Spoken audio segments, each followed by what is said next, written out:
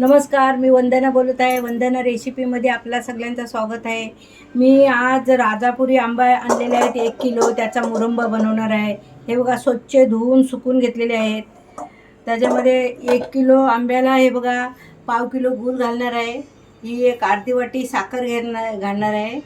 आणि हे बघा 3 वेलच्या, थोडीशी दालचिनी आणि 4 लवंग घेतलेले आहेत. आणि ही थोडी अर्धा चमचा सुंठची पावडर घेतलेली आहे. आणि काश्मीरी मिरची मी थोडीशी टाकणार आहे, 1 चमचाभर. साल काढून किसून घ्यायचं आहे. हे बघा, इथं मी ह्या किसणीने किसणार आहे. आपल्याला लांब लांब काप करायचे आहेत त्याचे. अशी साल काढून घ्यायची, आपल्याला पातळ साल काढायची. हे बघा, 1 चमचा तूप घेतलेला आहे. त्याच्यात 4 दालचिनी घेतलेले आहेत, लवंग घेतलेले आहेत. आणि एवढी छोटीशी दालचिनी घालत आहे. आणि ही सुंठ पावडर घेतलेली आहे अर्धा चमचा, ती मी साखरेत घालत आहे. आणि ह्या 2 वेलच्या घेतलेल्या आहेत.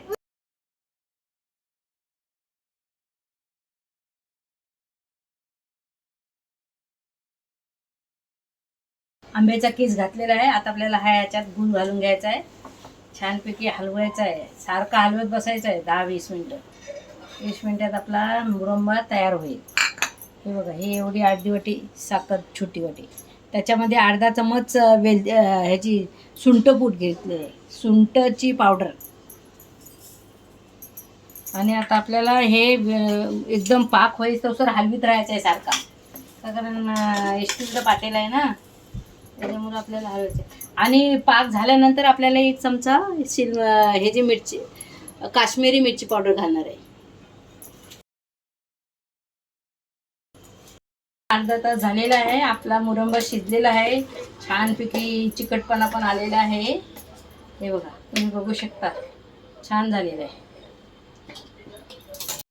हा बघा, आपला मुरंबा तयार झालेला आहे. गार पण झालेला आहे. तो मी आता तुम्हाला बरणीत भरून दाखवत आहे.